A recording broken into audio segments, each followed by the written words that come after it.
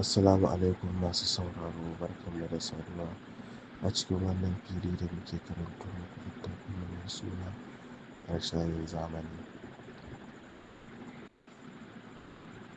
Karatu na 20. A karatun da ya gabata mun tsaya a inda wata mata ta zo za ta siyi wannan shinkafa da aka noma a birnin Aswan. So a yanzu za mu ci gaba ba tare da wani ɓata lokaci ba. ‘Yan mata, ina buƙatar kilo 2 na wannan shinkafar. Matar ta faɗa wa wata budurwa da take cikin shagon. Minti ɗaya, ‘yan mata, don Allah za ki iya gaya mini daga wane gari aka kawo wannan shinkafar? Matar ta tambaya cikin annashuwa. Budurwar ta ba ta amsa da cewa, daga wannan yanki aka kawo ta, wannan yankin namu dai na Aswan. Wannan ita ce shinkafar Izza da sabon shugaban wannan yanki ya shuka. Oh, wannan ce shinkafar? Matar ta cika da mamaki sosai. Ta yi mamakin cewa shinkafar da aka shuka a wannan yanki za ta zama irin wannan, tana da ingancin sinadarin ki kamar haka. A halin yanzu wannan matar ta dawo ta sayo shinkafar kuma ta dawo gidanta, kuma tuni ta kammala dafa shinkafar. Za ta ci ne tare da 'ya'yanta guda 2. Tana son ta ɗanɗana shinkafar ta ji kowane irin ingancin sinadarin ki ne a cikinta. Fara cin abincin ke da wuya. Ɗaya daga cikin yaran nata, wanda tuni ya fara koyon al'amuran Izza, ya buɗe baki cikin santi ya ce, Mama, wannan shinkafar da daɗi take. Bayan mintuna kaɗan sai yaron ya yi ihu cikin annashuwa. Me ya faru? Mahaifiyar ta tambaya. Na ƙara level ɗin Izzata bayan na ci wannan shinkafar, yaron ya gaya mata. Muryarsa na bayyana farin ciki sosai. Bayan ya ci shinkafar nan, ya ƙara level ɗin Izzarsa daga level 5 zuwa level 6. A yayin da wannan mata da ɗanta suke cikin annashuwa na ganin ingancin wannan shinkafar, irin wannan abu ya ci gaba da faruwa a wasu gidajen a cikin wannan birni na Kaisus. Ba tare da ɓata lokaci ba, jita-jita ta fara yaɗuwa a kan cewa akwai shinkafar da za ta ƙara maka level ɗin Izza ta fito. Ba tare da ɓata lokaci ba, mutane suka fara neman wannan shinkafar da sauran kayayyakin gonar da aka shuka a yankin Aswan ido rufe. Kwanaki suka ci gaba da wucewa, kuma a halin yanzu kwanaki 4 sun riga da sun wuce tun bayan da aka fara siyar da kayayyakin gonar da aka shuka a yankin Aswan. Mutane sun yi rububi da dandazo wajen siyan waɗannan kaya, wanda hakan ya sa kayan suka ƙare cikin ƙiftawan ido da bismillah. Dalilin da ya sa mutane suka dinga rububin wannan abinci shine saboda kasancewar abincin yana da sinadarin ki sosai a cikinsa. Wannan ya sa idan mutum yana mataki na farko ko na 2 na Izza, idan ya ci wannan abinci, nan da nan za a ga ya ƙara level ɗin Izzarsa. Saboda dai mutanen da suke matakin farko suna buƙatar su samu sinadarin ki ne ba mai yawa ba sosai kafin su ƙara yawan izzarsu. Sannan kuma ba za su iya amfani da crystals ba domin ƙara izzar tasu a wannan mataki da suke. Amma kuma abincin da za su ci zai iya taimaka musu wajen saurin ƙara izza. Saboda haka ne ya sa mutane da yawa waɗanda suke mataki na ɗaya ko na biyu na izza suke mayar da hankali wajen cin irin abincin nan sosai. Kuma kasancewar wannan abincin mai yalwar sinadarin K a cikinsa yana da farashi mai sauƙi ne, shi ya sa kowa yake son sa a wannan birni.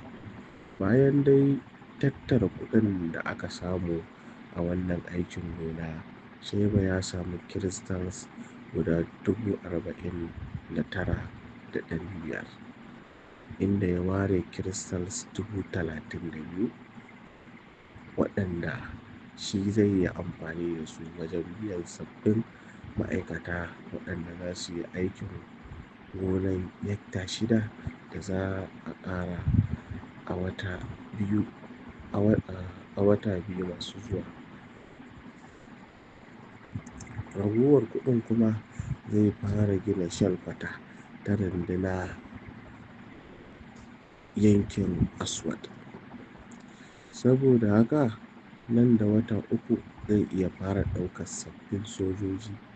A lokacin ya tabbatar an sake yin girbi kuma birnin Kaisus zai sake samun wani sabon kuɗin shiga. Kuma a lokacin yana sa ran zai samu damar da zai buɗe makarantar izza.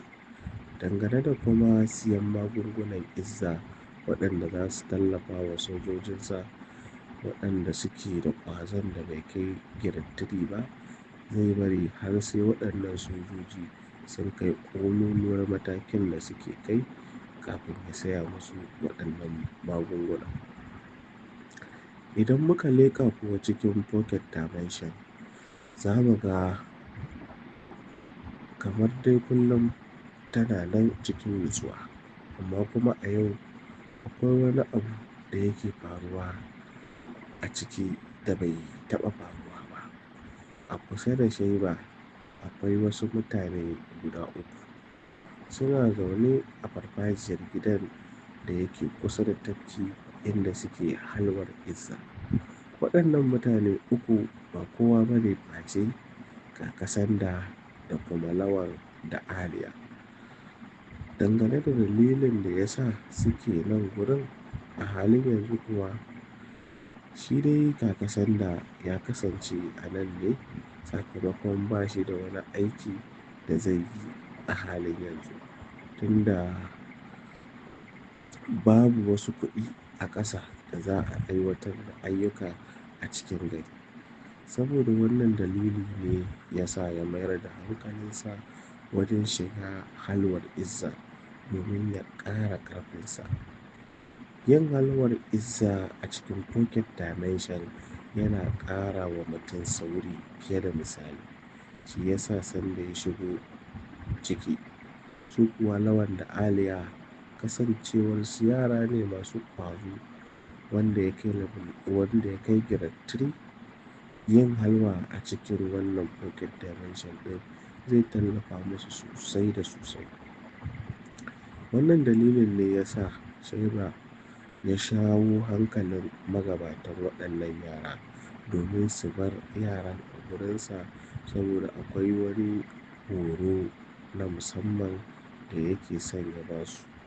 Tabbas bai gaya wa iyayen nasu cewa za su shiga cikin Pocket Dimension ba saboda gujewa abin da kaje ya zo. Shi dai yana son Shaiba yana son yaran guda biyu su yi ƙarfi sosai cikin ƙanƙanin lokaci. Shi ya sa ya yanke shawarar kawo su cikin wannan guri.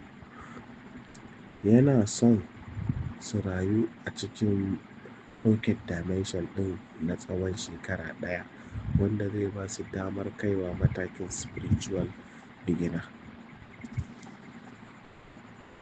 saboda a lokacin da suka kai matakin spiritual beginner za su iya amfani da crystals domin su ƙara saurin zuƙar sinadarin ki da suke yi. Sannan kuma ya yi musu alƙawarin cewa zai ba su fasaha mai darajar grade 4 inda har suka amince ba za su gaya wa kowa inda suka kasance ba a cikin wannan shekara guda da za ta zo. Tun bayan farfaɗowar Sheba daga dogon suma da ya yi, bai samu kansa a cikin wata fafatawa ko guda ɗaya ba. Kawai dai ya mayar da hankalinsa ne wajen ƙara yawan izzarsa. Amma a halin yanzu yana son ya gwada ƙarfinsa ya ga yadda zai kasance a cikin filin daga idan ta kama. Amma matsalar da take faruwa ita ce dukkanin sojojin da suke yankin babu wanda ya kai matakin izzarsa. Idan ya ce zai fafata da su a haka, babu wanda a cikinsu zai iya tare harinsa ko da guda ɗaya. Amma nan da nan ya fara tunani, ya fara dudduba hikimomi da sarki Tambaɗisu ya bari a cikin ƙwaƙwalwarsa ko zai sami wani abu da zai tallafa masa. Yana cikin duba wannan tunani ne sai ya gano wata dabara da yadda zai rage ƙarfinsa zuwa ƙasa da ƙarfin da yake da shi. Ma'ana, tunda yanzu yana level 34, zai iya dawo da level ɗinsa zuwa level 33 ko ma ƙasa da haka. Sai ya tsaya ya fara tunani. Yana son ya gwada ƙarfinsu sosai. Ba wai kawai fafatawar da zai ci nasara a cikin sauƙi ba. Kasancewar a halin yanzu da yake level 34, yana da tabbacin zai iya fafatawa da abokin karawa wanda yake a level 37 ko 38. Har ma yana jin level 39 ma zai iya gwadawa.